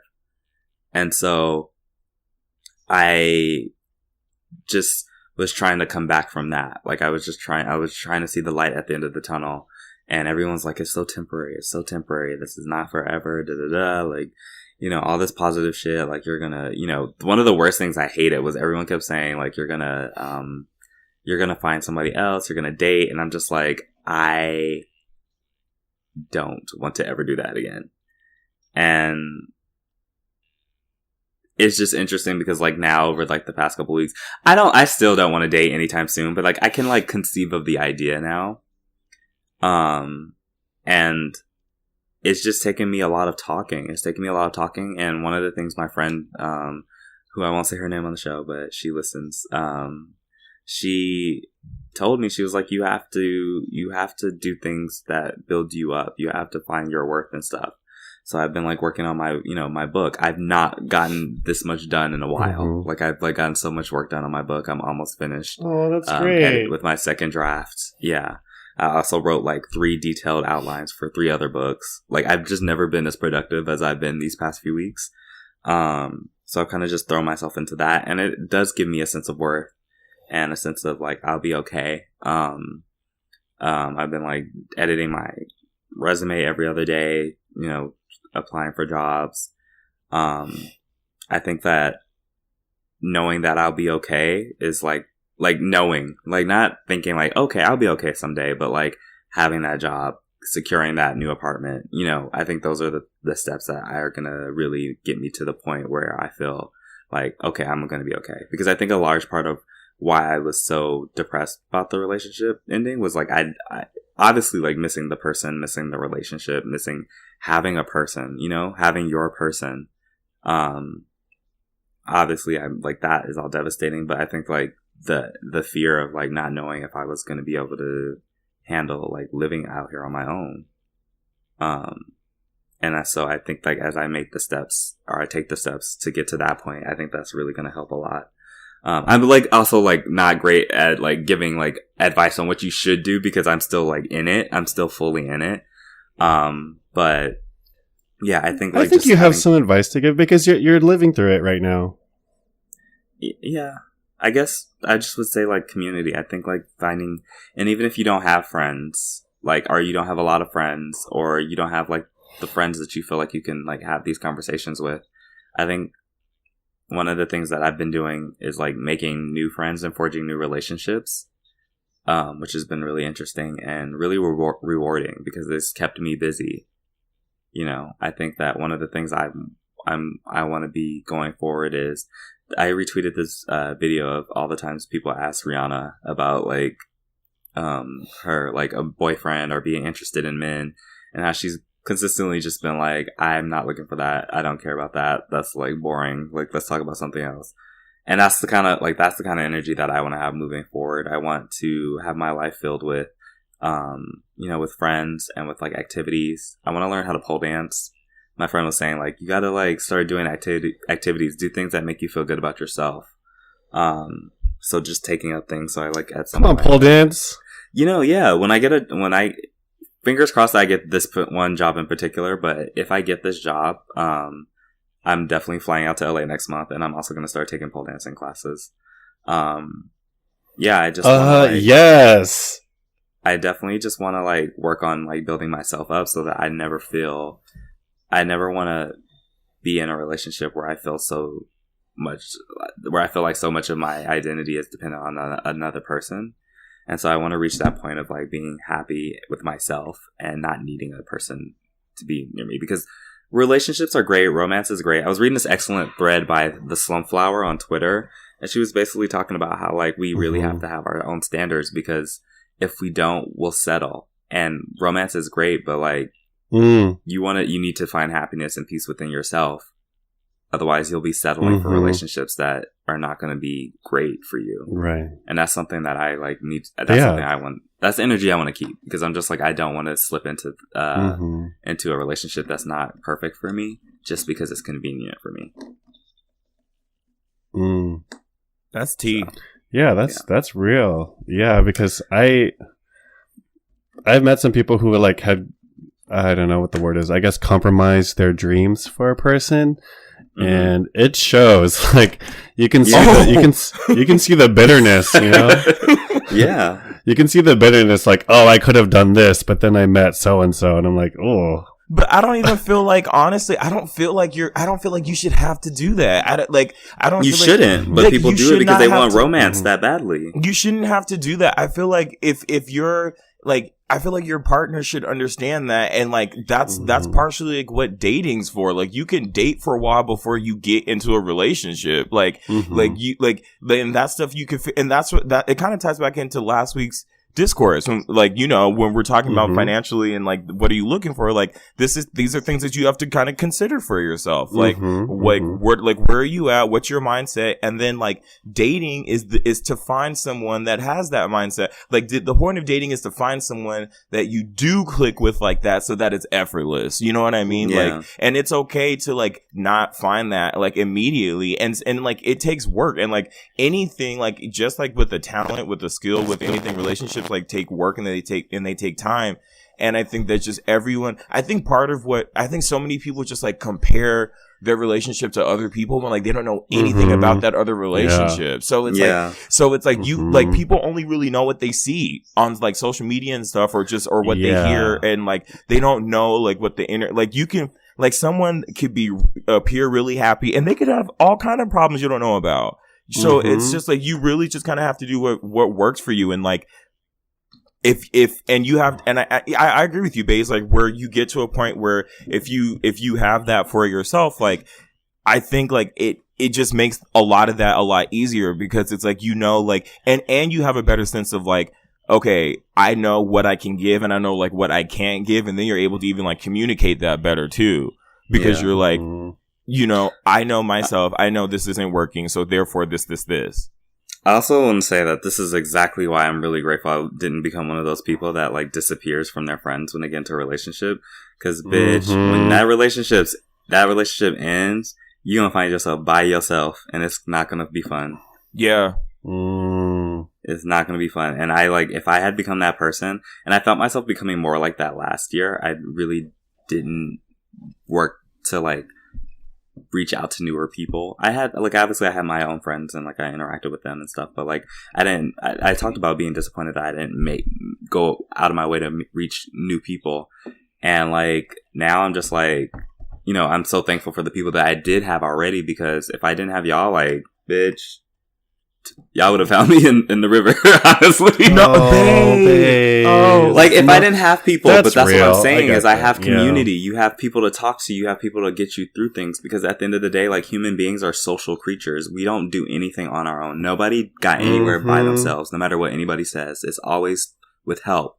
So we need each other. And so I'm really grateful that I was able to have that, because, you know, that's what I want. Like, that's what I want to get my fulfillment out of.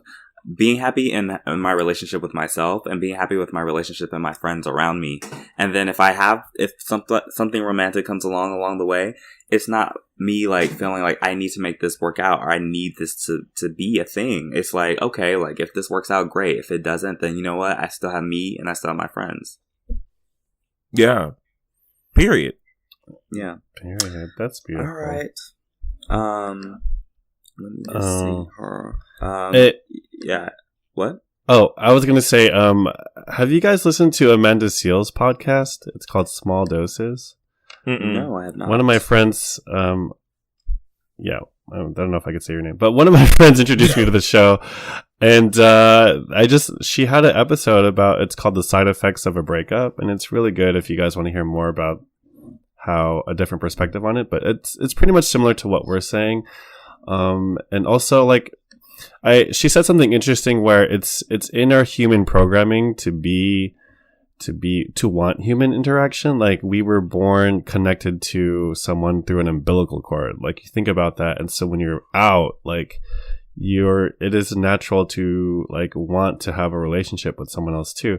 Not to like shade anyone who's asexual, but like, or doesn't want to be in a relationship, but like, you know, it's normal for us to want to be with other people. So yeah, these heartbreaks are real, and you shouldn't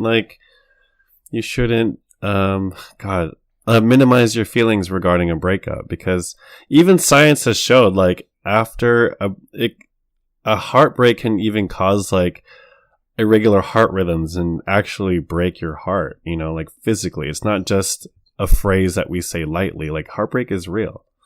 Yeah. So, I don't know, figure out a way which works best for you. And I hope that, you know, through our experiences, you can maybe navigate that too. Yeah. Also, make sure to eat. That was my thing. I'm finally eating more regularly, and I noticed that it's helping my moods, because those first weeks I was eating, maybe if I ate out all that day, I was eating like a meal.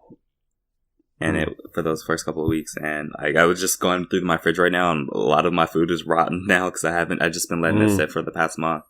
But yeah, like, I noticed that my weight has been like on the uptick since I've been eating more. So just make sure you take care of your body, because Baze. What? Really quick, what are some songs that are getting you through this? So I was so mad because when I was in San Francisco with y'all, Losing You kept coming on, but I loved it. So that takes on like a whole new meaning.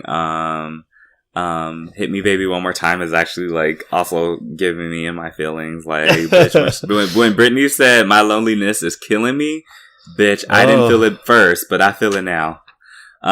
Wait, but then her loneliness is not killing her no more. I know, but she says that first. That's what I'm talking about. I'm talking about that first part. We don't want to talk about that part.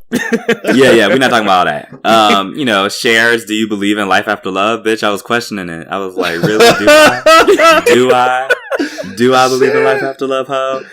But you know, I like Over by Sid. I've been posting on my stories the songs that I've been listening to. I like Over the Love by Florence and the Machine. Oh, that song is so fun to sing. Oh. That song is everything. Like, she really is so guttural with that song, and I'm like, I feel it. I feel every chord. I was singing it at a red light with the window down once, and I forgot, and the lady looked at me. She said, Next question. Next question. What else? I'm listening to a lot of like trap music, honestly. Like I find that I don't really particularly like sad music. Because I cry enough on my own. I don't need help crying, so yeah. Wow. Shit. Yeah. But I'm allowing myself to feel all my feels and listen to all my musics, and yeah, do that. I don't think we really... John needs to go to work, so we are going to nip this episode right in its bud. Yeah, we don't get down like this, everybody. Everybody here go to work. Everybody here got a job, honey. Henny. Okay, so I guess with that, we'll wrap up this episode of Podcast The Color. Thank y'all so much for still listening. 91 episodes in, for real. Thank you. Woo! 91. We love y'all for real. It's been 91 years. So, not really, but that was a missed opportunity for episode 84. Oh well. What? Oh shit! It was a missed opportunity for 84 years. Yeah, 84 years. We can re-upload it. That's true. Quickly, if y'all have good breakup songs, please send it to us because I'm interested in your recommendations. Listen, you know what I'm I actually too. do? I listen to Japanese music because you get the feeling of being mad or sad without the lyrics. So it puts you in the mood. No, I know what they're saying. Like I know translations of the songs that I'm listening to, but I don't know what they're saying. So it makes it I get the feeling of it. I know it's a sad song or the instrumentation is sad, but I'm not focused on the lyrics. Actually, when I'm doing artwork and stuff, I listen to a lot of music in different languages for that reason, because it gives you the feeling without having to worry about the words. Yeah, I don't know. As a tip, I was just trying to help. Damn. I'm just here she go with her weeboo. Okay, I understand what you're saying. Anyway, so you can find us on Twitter at Trash or Color. You can find us everywhere else at Podcast The Color. Send your color. Sorry, I don't know why I'm talking like her. Podcast The Color. Send your emails and questions and honey roast and all that good stuff to podcastthecolor@gmail.com. Does anyone have any announcements this week?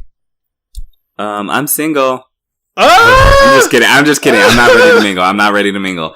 But I am ready to get a job. So if y'all, a newer job, if y'all want to suggest some jobs, a full-time position, preferably in an office, anything that I could look, if I can be trained to do it, I am capable of doing it. So hit me with your best shot. Also, same. I am looking for employment too. I'm employed, but I'm looking for a new job. So if anyone has any art tip leads, preferably in the LA area, just let me know. I would love to send over a resume. I spent a week working on it and I'm very proud of it, and I would love for y'all to see it. So, same with New York. I would like you to see it. I would like to see it myself. I would like you to see it. I just want to give a quick shout out to this community that I spent some time with yesterday. They're called The Sunday Jump, and you can see them on Instagram at The Sunday Jump. It's a community for Filipino folks and Filipinx, queer Filipinos. And it was nice to see different people's perspectives. It was like an open mic session, a little bit of slam poetry, a little bit of music performances. So it'd be really cool to see some support for some Filipino community work, Filipinx community work. And maybe I'll see some of you there. I don't know. We'll see. So that's all. Shout out to them. All right. So all right, all right. So thank you for joining us. My life. Me life. Me life. We never been so pleased in me life. We at the time of me life. Wait, I said, no. Never mind. Me life. At the time of me life. Chatting Joe. Okay, so me life. So we'll see you on me life next week. We love you, Rini. We love you, Rini. We love you, me life, Rini. Okay, so Rini, me life. Elway. Brum brum, me life. Brum. Rakim, Don, Renee, Bays, Rakim, Don, Renee, Bays, Rakim, Don, Renee, Bays, Rakim, Don, Renee, Bays, Rakim, Don, Renee, Bays, Rakim, Don, Renee, Bays.